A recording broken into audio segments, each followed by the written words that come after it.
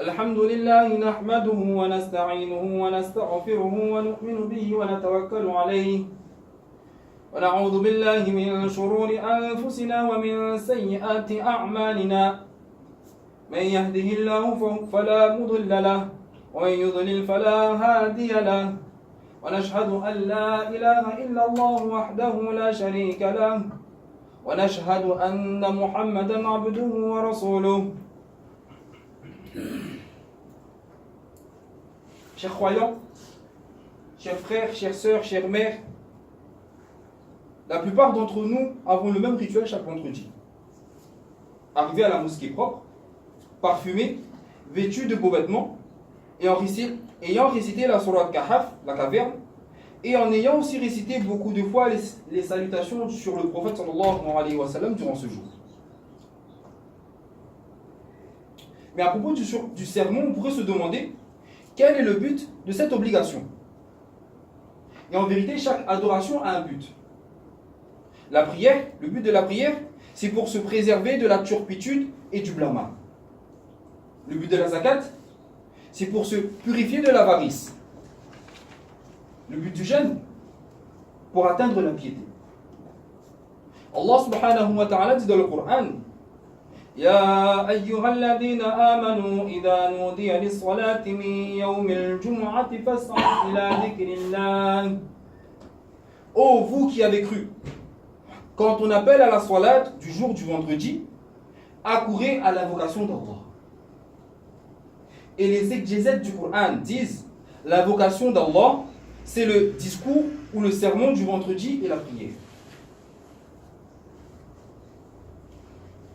Il est rapporté que le prophète sallallahu alayhi wa sallam dit: une fois que l'imam arrive, les anges qui enregistrent les arrivants à la mosquée entrent à la mosquée pour écouter le dhikr à invocation d'Allah subhanahu wa ta'ala. Et cela sous-entend, et par invocation, etc., on sous-entend le sermon de l'imam. Rapporté par Bukhari et Muslim.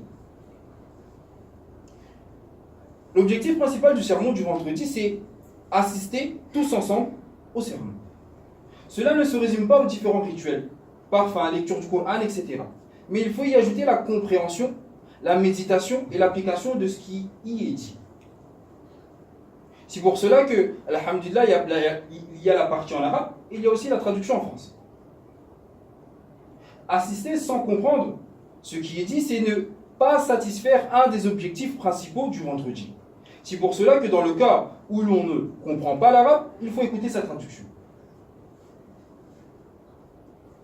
Le sermon du vendredi est le seul discours pour lequel Allah subhanahu wa ta'ala a obligé la présence. En effet, chers croyants, pour tous les autres discours, il n'y a aucune obligation d'y assister. Ceux qui y invitent sont des personnes comme vous et moi, alors que pour le sermon du vendredi, c'est le Seigneur de l'univers qui ordonne de venir, comme Allah subhanahu wa ta'ala l'a dit dans le verset précédent.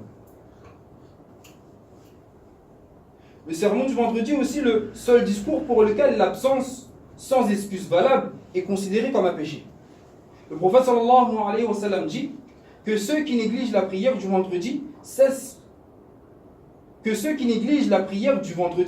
de le faire. Sinon, Allah apposera le scellé sur leur cœur et ils finiront par être distraits de sa pensée, c'est-à-dire de la pensée d'Allah subhanahu wa ta'ala, rapporté par l'ancien. Et le prophète sallallahu alayhi wa sallam dit aussi que quiconque abandonne 3 vendredis par négligence aura son cœur scellé, rapporté par Abu Dawud. Le sermon du vendredi est le seul discours pour lequel il y est interdit de parler, sauf en cas de force majeure, et de ne pas s'occuper d'autre chose que du sermon. En effet, dans tous les autres discours, il n'y a pas interdiction de parler, de discuter avec les voisins, ou même de se déplacer. Mais ce n'est pas le cas pendant le sermon du vendredi. Ne pas respecter cela mène à la perte d'une grosse partie de la récompense du vendredi, ou équivaut à l'accomplissement d'une mauvaise action. Le prophète sallallahu alayhi wa sallam a dit: si tu t'adresses à ton ami, même pour lui dire tais-toi, pendant que l'imam prononce son serment, tu es fautif. Rapporté par Muslim. Le prophète sallallahu alayhi wa sallam dit aussi: celui qui s'amuse avec des cailloux quand l'imam fait son sermon commet une erreur, et celui qui commet une erreur annule son vendredi. Rapporté par Abu Daoud. Enfin, il est rapporté qu'un homme est arrivé, passant entre les gens le jour du vendredi. Et le prophète sallallahu alayhi wa sallam, qui était en train de faire son sermon, lui dit: assis-toi, tu nuis aux autres. On pourrait s'interroger sur la raison de ces interdits.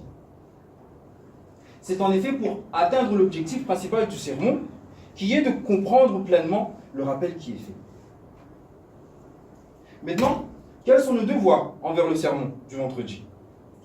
Premier devoir envers ce sermon, c'est d'y aller motivé sans être en retard.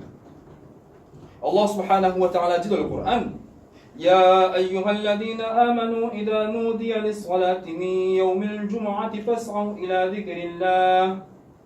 Ô vous qui avez cru, quand on appelle à la salat du jour du vendredi, accourez à l'invocation. Accourez à l'invocation d'Allah. Et les commentateurs du Coran expliquent que par accourir n'est pas à prendre au sens propre, mais plutôt au sens figuré. C'est-à-dire qu'il faut aller avec envie, avec l'intention de profiter de ce moment d'adoration afin de profiter de ses bienfaits. Et le prophète sallallahu alayhi wa sallam dit aussi, juste encore, celui qui a pris vendredi un bain rituel, puis est allé aussitôt après à la mosquée, c'est comme s'il avait sacrifié pour Allah subhanahu wa ta'ala un chameau. S'il y est allé à la deuxième heure, période de temps, c'est-à-dire un peu plus tard, c'est comme s'il avait sacrifié pour Allah un bœuf. Si c'est à la troisième, c'est comme s'il avait sacrifié pour Allah un mouton cornu. Si c'est à la quatrième, c'est comme s'il avait sacrifié une poule. Et si c'est à la cinquième heure, c'est comme s'il avait offert un œuf. Une fois que l'imam arrive, les anges qui enregistrent les arrivants à la mosquée entrent à la mosquée pour écouter le rappel d'Allah, rapporté par Bukhari et Muslim. Deuxième devoir envers le sermon du vendredi, c'est d'y aller avec l'intention d'appliquer ce qui a été dit et de le transmettre aux autres. Et Allah subhanahu wa ta'ala dit dans le Coran: الذين يستمعون القول فيتبعون أحسن أولئك الذين هداهم الله وأولئك هم أولو الألباب. Ceux qui prêtent l'oreille à la parole puis suivent ce qu'elle contient de meilleur. Ce sont ceux-là qu'Allah a guidés et ce sont eux les doués d'intelligence.